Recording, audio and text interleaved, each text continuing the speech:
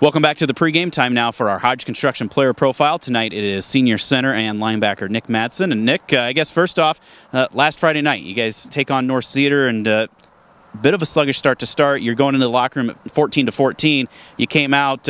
What really changed in that second half where you were able to pitch the 21-0 shutout? Well, we got some great coaches in there. They really talk us up during halftime, saying we're not doing so much stuff that's wrong. It's just we just need to execute stuff better, and we just need to keep our heads up and keep fighting. And it's also, we have that mentality going in the second half that the score is always 0-0, no matter if we're winning or losing or tied. So we just went out there and we knew we had to have a big second half, so we went out and delivered.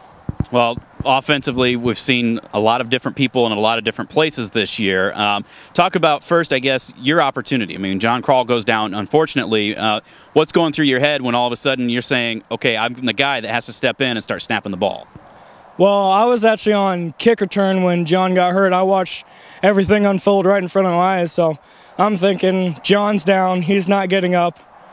Oh, crap, I'm up next. So Coach Jared called me over. He says, get some snaps in. So I'm like, all right, got to get some snaps in. And I was like, when I went in there, I was like, all right, John's out. I know what I need to do to win this game. So I just went out and tried my best. Had you worked much at center this year? I know that you were playing a little bit of guard and tackle as well. I mean, did you feel comfortable at that position when you went in?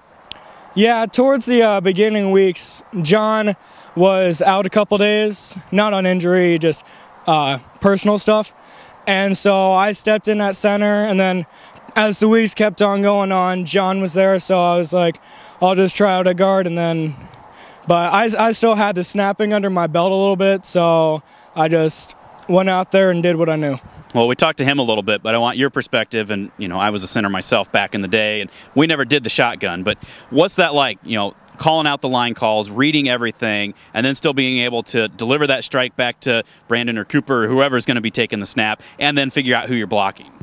Well, I mean, it's tough. There's no other way to put it, because first off, when you get on the line, you got to, like, okay, I got to hold the ball right, make sure it actually gets to the quarterback, because if the ball never gets to the quarterback, the play never develops. And then after you hike the ball, you're kind of in the back of your mind, you're like, did it get to him? Did it not get to him? But you just got to push that out of your mind, and you got to be like, all right, I'm just going to go with what I know. And you look at the defense, and you're like, all right, this is my assignment, and I'm going to execute it. You do that, and it's translated so far, 5-2 record. You're heading over to Tipton here tonight. Talk a little bit about what you're expecting for them on the defensive side when you guys have the football. It sounds like a 3-5. You know, what does that do for you, and how you have to, you know, different keys that you're looking for?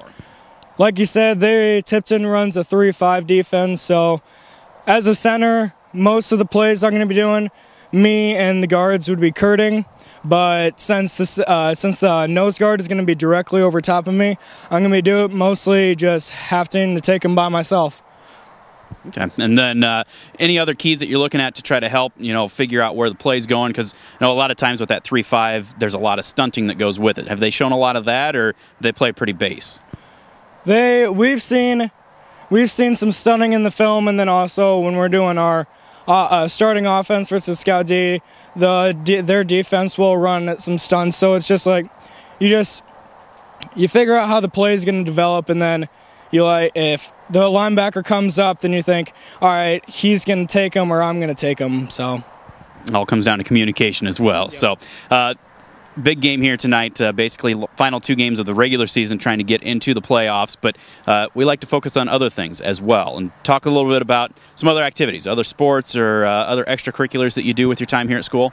Oh yeah, definitely. I know wrestling is a big part of my life. Been wrestling since I was like 5 years old, and then track. I did track my freshman and sophomore year, but last year I kind of trailed off because I was also doing the play and drama club. And then I'm also doing baseball, along with FFA, all 4 years. Wow. So do you have time to ever do your homework, or is it just basically being involved in all the other activities? You try to manage your time as best you can. I mean, homework, I try to manage my homework during like study halls that I have during the day.